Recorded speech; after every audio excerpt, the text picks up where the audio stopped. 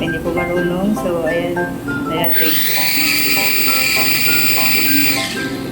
Oops. Try another one.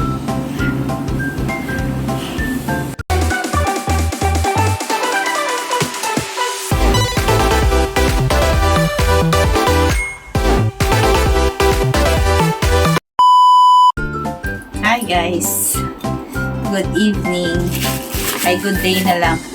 Good day, good evening, good afternoon, good morning, good afternoon, good evening.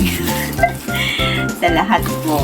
Ayan, drawer. So, sa lahat ng viewers ko. Mayroon akong dumating na parcel ngayon.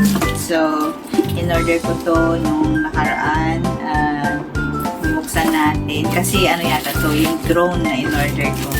So, unboxing natin guys. Titingnan ko kung maganda yung kanyang quality nito.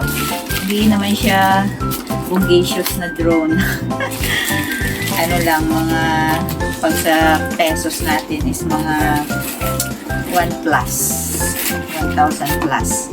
So, dito is, sa Singapore is mga around, ano na siya, 32.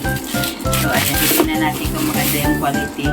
Pero ayan, ito yung ano niya. Ito yung box niya. Parang tools lang, di ba?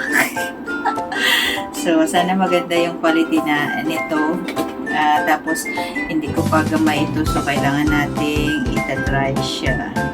So, ayan guys.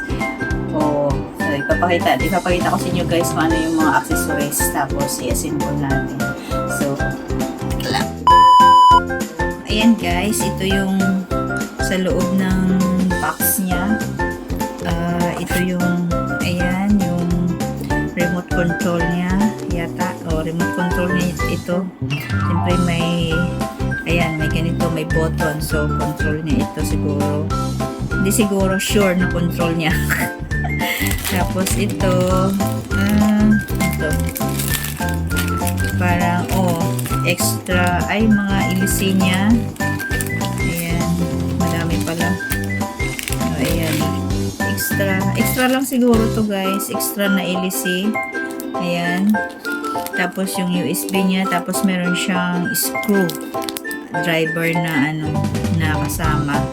So, ito yung sa isang packet. Yung kanyang extra things. Kasi nandito, ayan, nandito buo na siya. So, ayan. Siya, buo na siya guys. So itatry ko pa lang ito guys kasi hindi ko pa nga alam paano gamitin are. So ayan, ito may kasama siyang brochure dito, manual, ayan. So pag-aaralan pa natin ito kung paano siya paliparin. Kasi first time ko pa lang to guys. So ayan. Ayun lang guys. So bukas itatry ko siya. So ngayon in-unboxing ko lang muna siya. So ayan, tomorrow na lang kasi gabi na ngayon. So ayan lang guys yung aking unboxing ng aking in-order na drone. Yung model nito is yung version niya is 1.0. So, nasan ba yung nito? Yung manual niya nandito. Ayan, how to operate yung manual niya. And then, download and install mobile apps. Kailangan ko pang i-download pala yung mobile apps niya. KYUFO App Store. So, ayan, pwede din QR code. Pwede din siya. Para kung paano i-operate.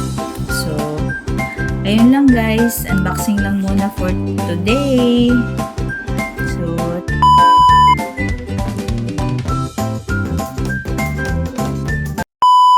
hi guys. Good morning. So, ngayon, itatry natin guys paliparin yung aking portable na drone na K7.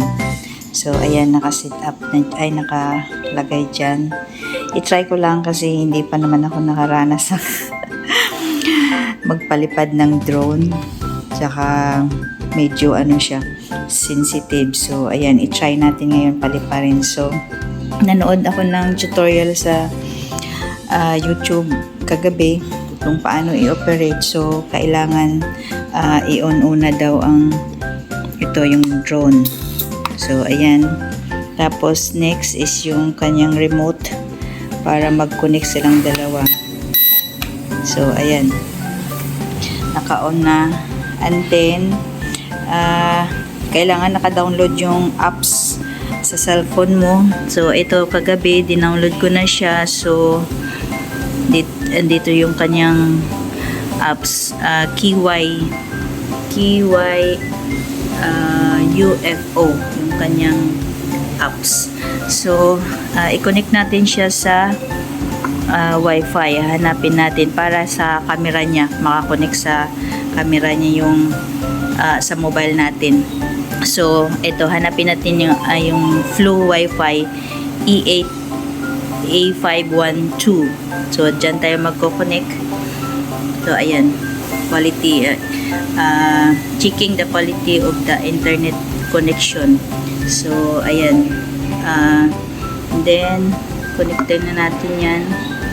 Ayan, connected without internet. Okay na yan. Then, balik tayo dun sa apps.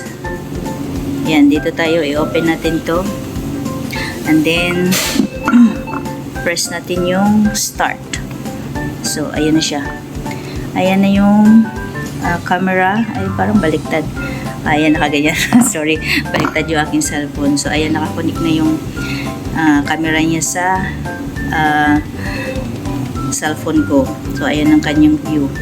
Although yung kuha niya, capture, hindi masyadong clear kasi portable lang naman, hindi siya very expensive na klase ng drone. So, ayan, itatry natin siya ngayon. Papaliparin, guys. Sana hindi bumagsak.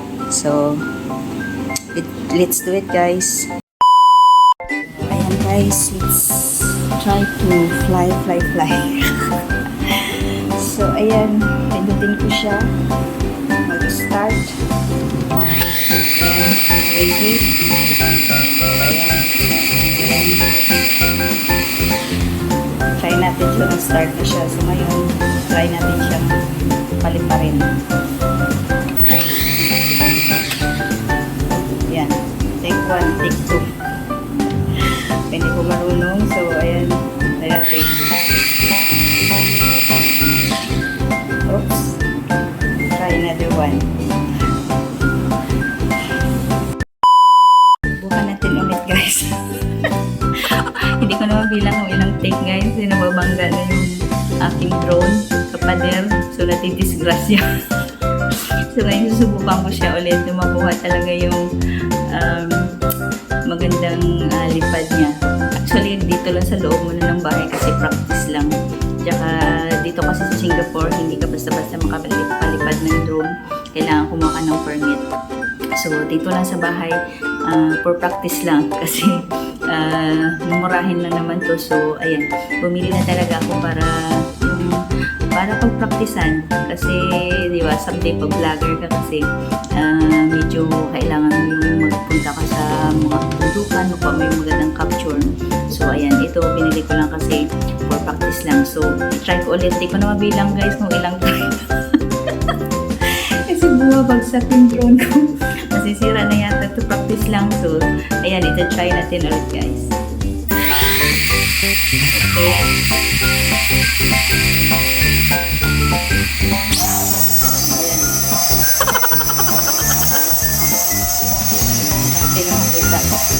Ayan na, guys. Yung okay naman.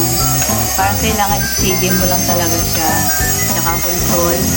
So, ayan, kagabi, medyo ano na siya eh. Medyo lasing yung piloto kagabi. So, ayan. So, pabalikin natin siya. Ayan, move. Left and right. Oops. Balik. Kailangan bumalik siya dito sa akin. And then, lang. So, ibaba natin sa floor. Mag-landing siya ng magandang landing. So, ayan. Parang okay naman. Naka-control na. Medyo ganap-ganap na ano. So, ayan. itry natin siyang palanding ng ano. Ayun. Ayun, kita nyo guys. Na perfect din.